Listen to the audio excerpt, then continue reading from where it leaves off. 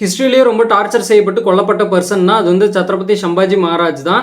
So Chhatrapati Sambhaji Maharaj வந்து சத்ரபதி சிவாஜி மகாராஜோட மூத்த பையன். ஸோ இன்னைக்கு வந்து அவர் எவ்வளோ டார்ச்சரை அனுபவிச்சு இறந்தாரு அப்படிங்கிறத பற்றி தான் இந்த வீடியோவில் வந்து பார்க்க போகிறோம். ஸோ இந்த எண்ட் வீடியோ வந்து ஒர்த் வாட்சிங்காக இருக்கும். ஹலோ கைஸ், திஸ் இஸ் ராகுல் கிஷோகாந்த். வெல்கம் டு இபாக் எக்ஸ்பிளைன்ஸ்.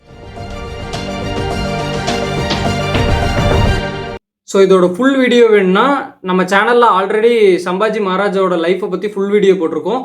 ஸோ அதையும் கிளிக் பண்ணி பாருங்கள். சத்ரபதி சம்பாஜி மகாராஜோட டார்ச்சரை பார்க்கறதுக்கு முன்னாடி ஒரு ஓவர் வியூ ஒன்று போயிடலாம். சத்ரபதி சம்பாஜி மகாராஜ் வந்து மராத்திய எம்பையரோட செகண்ட் ரூலர். இவர் வந்து அவுரங்கசீப்புக்கு எதிராக வந்து சண்டை போட்டவர்.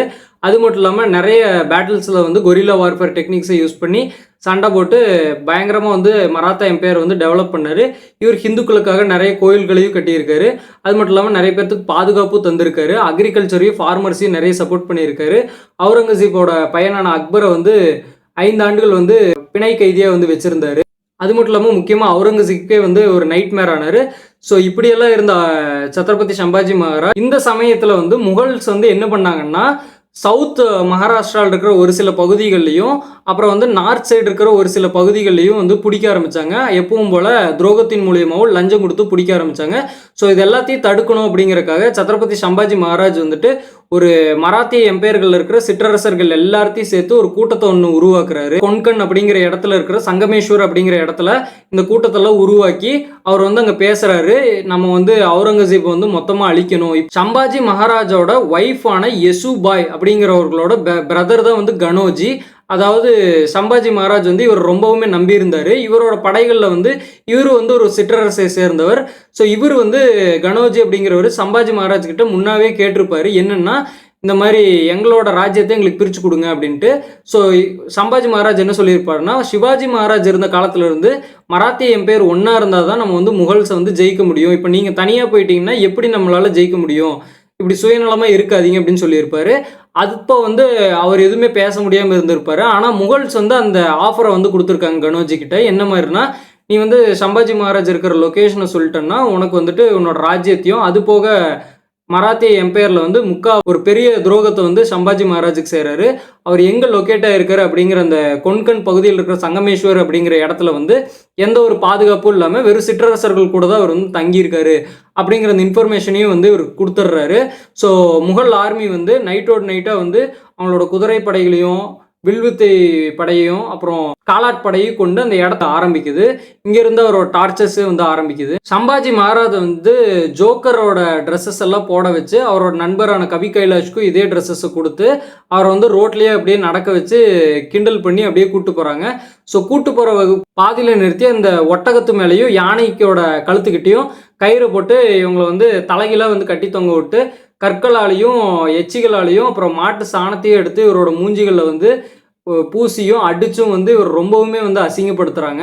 அதாவது ரொம்பவுமே கொடூரமும் அவமானமும் இவர் வந்து பண்ணி பார்க்கணும் அப்படின்னு நினச்சி பண்ணியிருந்தாங்க. இதெல்லாம் நடக்க போகும்போது அவரோட கைகளில் வந்து அப்படின்னா இவருக்கான உணவும் தண்ணியும் வந்து அத்தியாவசியமாக எவ்வளோ தேவைப்படுதோ அதுக்கு கம்மியாக வந்து கொடுத்து இவர் வந்து லைட்டாக அந்த உசுரில் இருக்க வச்சே இவர் வந்து கொலை பண்ணணும் அப்படின்னு முடிவு பண்ணி அதை வந்து கொடுக்கவும் ஆரம்பிக்கிறாங்க.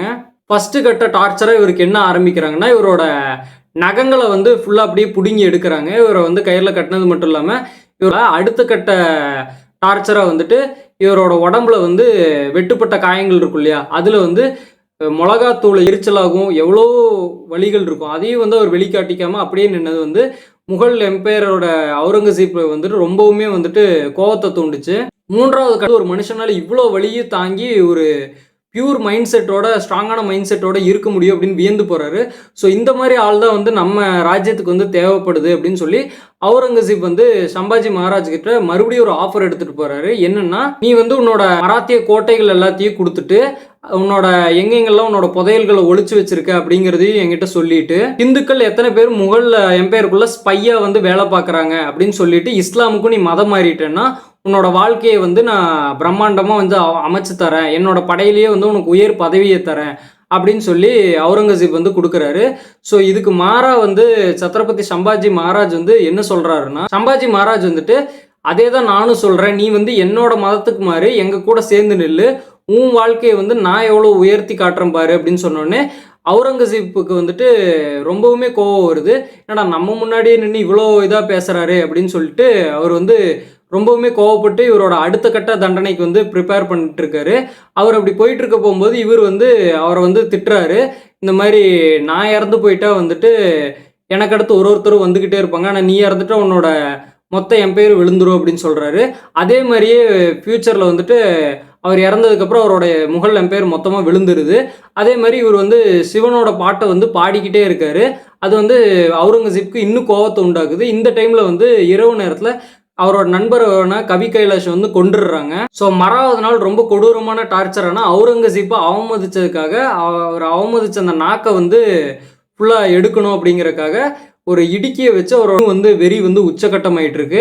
இன்னும் என்ன பண்ணுறாருன்னா அடுத்த கட்ட டார்ச்சரா மராத்தியர்கள் வந்து அவங்களோட அட்டாக் பண்ணுறதுக்காக ஒரு புலி நகங்களை கொண்ட அந்த வெப்பன்ஸை வந்து யூஸ் பண்ணுவாங்க. அந்த வெப்பன்ஸை வச்சு அவரோட தோலை வந்து ஃபுல்லாக பிச்சு எடுக்கணும், முன்பகுதியிலையும் பின்பகுதியிலையும் ஃபுல்லாக தோலை வந்து அப்படியே உரிச்செடுங்க அப்படின்னு சொல்கிறாரு. ஸோ அவங்களும் அதை பண்ணுறாங்க. யோசிச்சு பாருங்க, அந்த தோலில் வந்து வெட்டுக்காயம் பட்டு அதுக்கு மேலே சில்லி பவுடர் சால்ட்டையும் ஊற்றி அது வந்து மறுபடியும் வெட்டி எடுக்க போகும்போது எவ்வளோ வலி இருக்குன்னு. ஸோ இந்த எல்லா வலியும் தாங்கிட்டு அவர் நிற்க போகும்போதும் அவரோட மன உறுதி வந்து உடையலை. ஸோ இதை பார்த்து அவுரங்கசீப் இன்னுமே வந்து கோபமடைகிறாரு. அதுக்கப்புறம் கடைசியாக வந்து அவர் என்ன சொல்கிறாருன்னா அவரோட பாடி பார்ட்ஸை தனித்தனியாக வெட்டுங்க அப்படின்னு சொல்லி கால்களை முதல்ல வெட்டுறாங்க. அதுக்கப்புறம் வந்து அவரோட கைகளையும் வெட்டுறாங்க.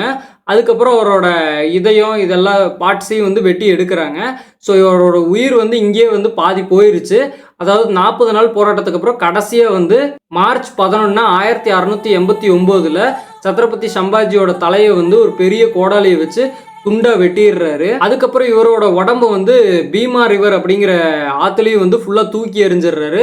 மிச்சம் இருக்கிற அந்த தலையில வந்து ரொம்பவுமே ஒரு கொடூரமான ஒரு விஷயத்த வந்து செய்கிறாரு. என்னன்னா அவர் தலையில வந்து ஸ்ட்ராவை குத்தி வச்சு அதை வந்து டெக்கன் பகுதிகளில் இருக்கிற எல்லா இடங்களிலையும் எடுத்துட்டு போய் அவுரங்கசீப்பை எதிர்த்த என்ன நடக்கும் அப்படிங்கிற அந்த பயத்தையும் வந்து காட்டி அவரோட தலையை வந்து அசிங்கமும் படுத்தி எடுத்துட்டு வந்தாங்க. இதனாலேயே சத்ரபதி சம்பாஜி மகாராஜ் வந்து மராத்தா எம்பையரோட ஒரு தர்மவீர் அப்படின்னு அழைக்கப்பட்டாரு. ஸோ அவுரங்கசீப்போட எண்ணம் படி இப்படி பண்ணால் வந்து நம்ம மேலே பயம் உருவாகும்னு நினச்சாரு. ஆனால் அதுக்கு அப்படியே ஆப்போசிட் தான் அங்கே நடந்துச்சு. சம்பாஜி மகாராஜோட இந்த வீர செயலை பார்த்துட்டு அங்கே இன்னுமே வந்து ரெசிஸ்டன்ஸ் ரொம்ப ஜாஸ்தியாச்சு. மராத்தியர்கள் இன்னும் வேகமாக சண்டை போட்டாங்க. அவுரங்கசீப் அவரோட 27 வருஷத்தையும் தெக்கன்லேயே கடத்தினாரு. அவரோட மொத்த சொத்து மதிப்பு காலியாச்சு. அவரு வந்து 1707 வந்து இறந்தும் போகிறாரு. இதெல்லாம் நடந்துட்டு இருக்கிறதுக்கு முன்னாடியே வந்துட்டு சம்பாஜியோட உடல் பாகங்கள் பீமா ரிவர்லாம் விழுந்துச்சு இல்லையா, அந்த பாகங்கள் எல்லாத்தையும் சேர்த்து வச்சு அந்த மராத்தியர்கள் வந்துட்டு அதை வந்து இறுதி சடங்குகள் எல்லாம் செஞ்சு முடிச்சாங்க. அதுக்கப்புறம் மராத்தியர்கள் வந்துட்டு மொத்தமாக அவுரங்கசீப் இறந்ததுக்கப்புறம் நார்த் பகுதியையும் வந்து டேக் ஓவர் பண்ணுறாங்க. அதாவது மராத்தியர்கள் வந்து 1758 அவங்களோட பீக் பீரியடை வந்து அடையிறாங்க. அப்போது எந்த அளவுக்கு இருந்துச்சுன்னா இந்த மேப்பில் பார்க்குற மாதிரி அவங்களோட இது வந்து வெஸ்ட் பாகிஸ்தான்லேருந்து சவுத்தில் இருக்கிற தஞ்சாவூர் வரைக்கும் அவங்களோட ரூல் வந்துருந்துச்சு. அதாவது ஏறக்குறைய 2.5 மில்லியன் ஸ்கொயர் கிலோமீட்டர் வந்து கவர் பண்ணியிருந்தாங்க. ஸோ இப்படி தான் வந்து மராத்தியர்கள் வந்து சம்பாஜி மகாராஜோட தியாகத்தை வந்து ரொம்ப புனிதமாக வந்து பார்த்தாங்க. அதுக்கப்புறம் இதுக்கும் வந்து நிறைய பேர் கேட்பீங்க, அதாவது சம்பாஜி மகாராஜை இவ்வளோ கொடூரமாக டார்ச்சர் பண்ணி கொண்டதெல்லாம் வந்து ஃபிக்ஷனு, பிற்காலத்தில் வந்து எல்லாம் எழுதுனது அப்படின்னு சொல்லி நிறைய பேர் சொல்லுவீங்க. ஆனால் அதுக்குமே வந்து வரலாற்றில் வந்து ஆதாரங்கள் இருக்குது. சொன்ன மாதிரி முகலோட ரெக்கார்ட்ஸ்லேயே அதுக்கான ஆதாரங்கள் இருக்குது. அதாவது அவுரங்கசீப் பீரியடில் வந்துட்டு மசிர் ஐ அலம்கீரி அப்படிங்கிற ஒரு நூலில் வந்து ஒருத்தர் என்ன எழுதியிருக்காருன்னா, அதாவது அவுரங்கசீப்பே வந்து அதை எழுத வச்சிருக்காரு. என்னவான்னா எப்படி வந்து சத்ரபதி சம்பாஜி மகாராஜா கொடூரமாக டார்ச்சர் செய்யப்பட்டு கொன்னாங்க அப்படிங்கிறத வந்து எழுதுங்க. ஏன்னா பிற்காலத்தில் வந்து இப்படி ஒரு வீரன் உருவானா அதுக்கான முடிவு எப்படி இருக்கணும் அப்படிங்கிறத தெரிய வைக்கிற விதமாக இதை எழுத வச்சு அதையும் வந்து முகல் ரெக்கார்ட்ஸில் இன்னை வரைக்குமே இருக்குது.